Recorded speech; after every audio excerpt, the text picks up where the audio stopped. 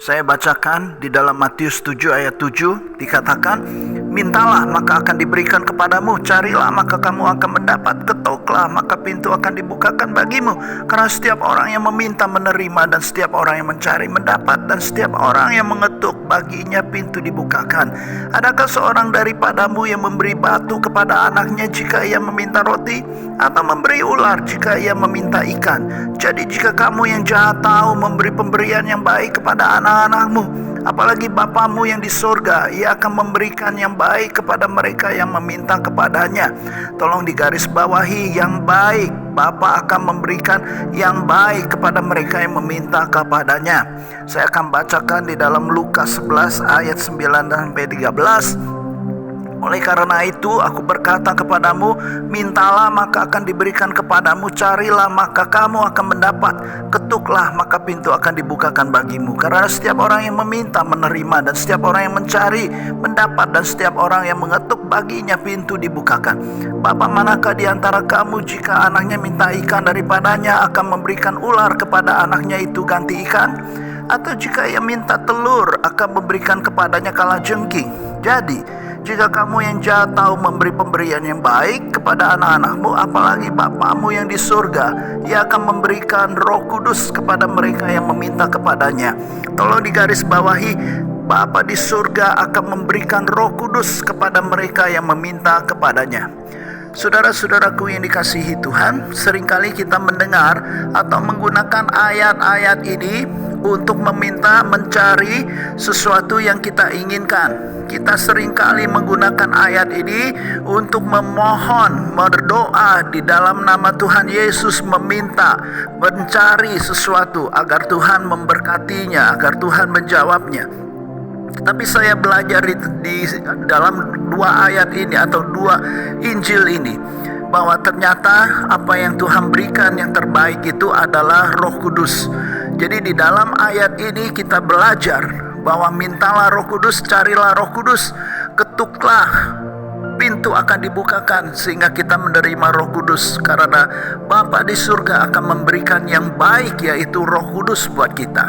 Nah saudara-saudaraku, jikalau kita sudah dikuasai, sudah menerima Roh Kudus di dalam hidup kita, maka kita akan menjadi orang yang berani melawan kejahatan, menegakkan kebenaran, menegakkan keadilan, tidak takut dengan apapun, tidak takut dengan kuasa apapun.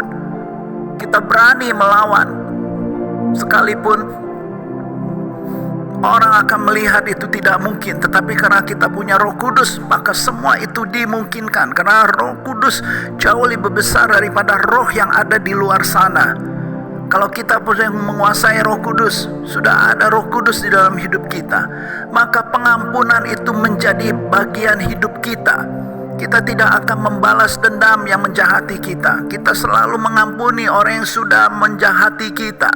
Kita tidak balas dendam, kita memaafkan, mengampuni. Kita tidak melawan, kita bahkan sebaliknya, kita dengan kasih setia, kasih sayang daripada Tuhan untuk bisa terus berhubungan dengan orang yang menjahati kita. Kita mengasihi orang yang sudah berbuat jahat kepada kita. Kalau kita berbuat baik juga tidak akan mengungkit-ungkit masalah atau perbuatan baik kita. Kita tidak akan mengingat-ingat kembali. Kita tidak akan berharap untuk mendapatkan imbalan dari orang-orang yang sudah kita bantu. Tetapi dalam hal ini, orang yang sudah dikuasai Roh Kudus, maka itu sudah nyata. Bukankah Petrus juga menyangkal Yesus pada awalnya sebelum Roh Kudus menguasai dia? Tetapi setelah Roh Kudus tercurah, menguasai Petrus, maka dia berani melawan.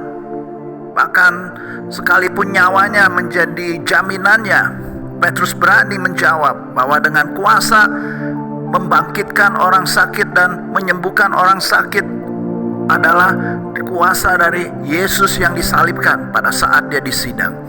Nah saudara-saudaraku, ini adalah bukti kalau orang sudah dikuasai Roh Kudus.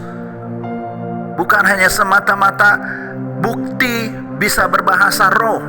Kalaupun ada yang percaya bahwa bahasa roh adalah salah satu bukti, namun pada pada saat menghadapi segala masalah, kita tidak bisa melawannya, kita tidak bisa mempertahankan iman kita, maka apa gunanya bahasa roh itu?